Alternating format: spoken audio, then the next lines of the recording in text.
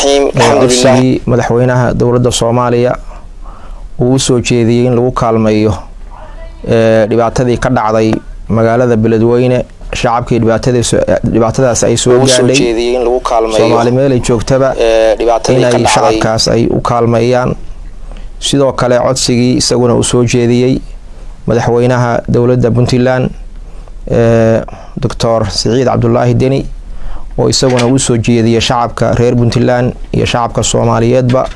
in laga qayb qaato gurbadka loo gurmanayo dadka walaalaheena oo muslimiinta ah oo duufaantu ay kaga dhacday iyo daadadku magaalada Beledweyne ugu horeyn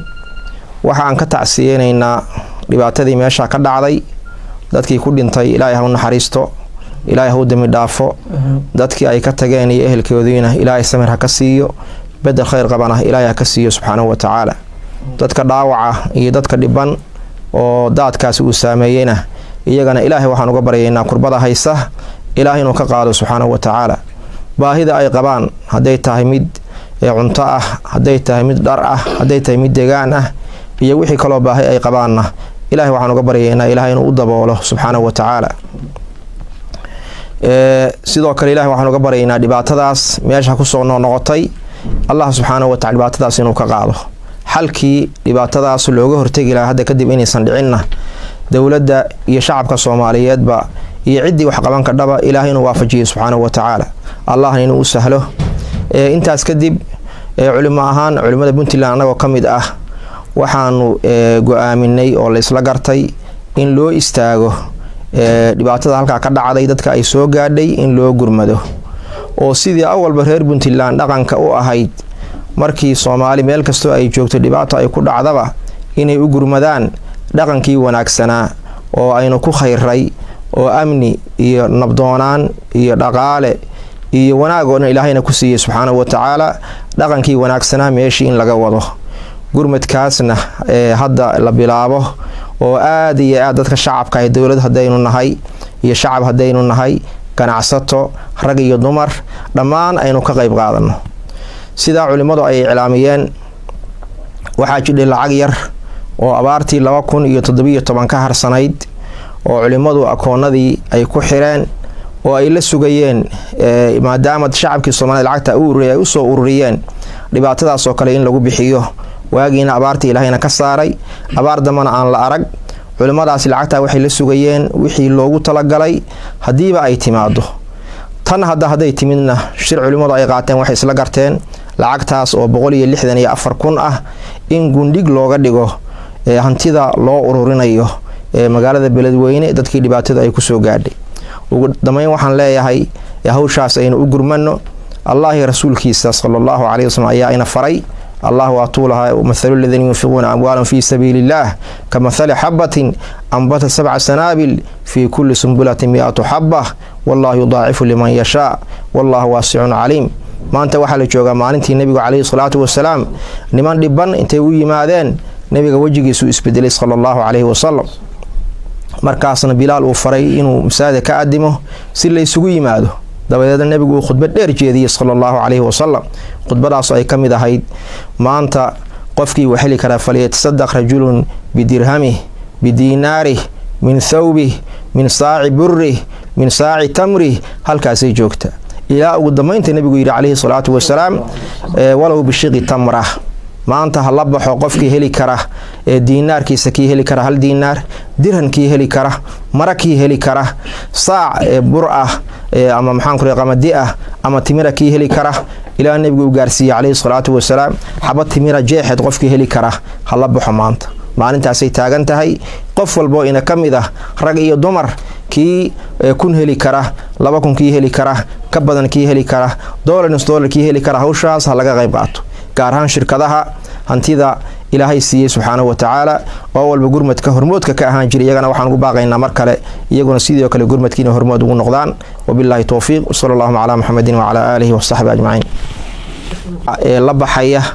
akoonada boorka ka muuqda in ama shaashada ka muuqanaya in dhaqaalaha lagu bixiyo dibad iyo gudaba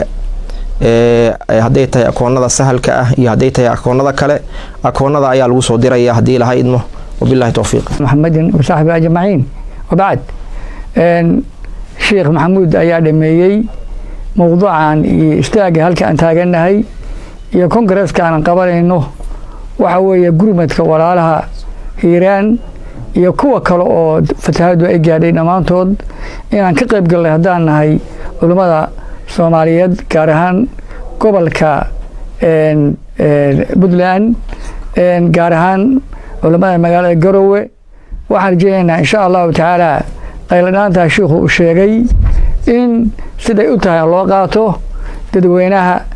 إلهي وحسيي reer Puntland hadii $1 wada iska inuu bixiyo oo kuma kurido wax weyn bay noqonaysaa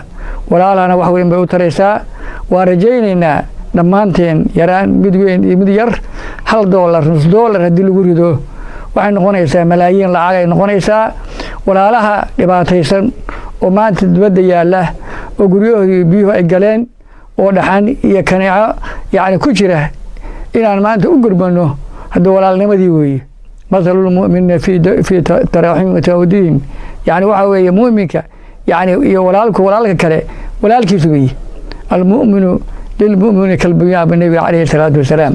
هدي أن ما تقول من هذا وحوي أرنتاسي ولا نقب صنيع وحوي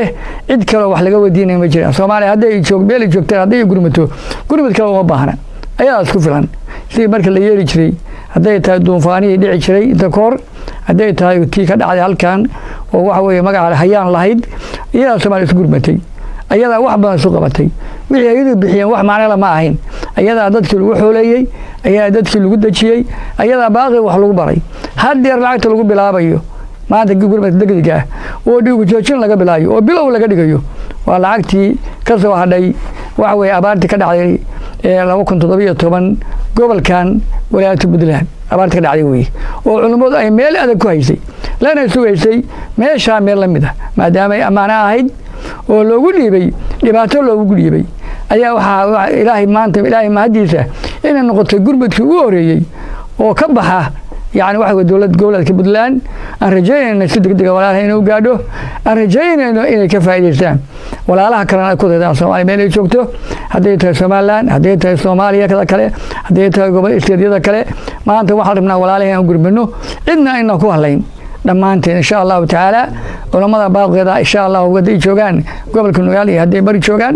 أيها كفلان أكثر واحد دوننا إن شاء الله تعالى على قبل ما أنت وبيش صدر أيتاي بيش إسلام كان أيتاي معلنتي الله بعد وعن جاء أسبوع أنت أسبوع ونقصو قبيو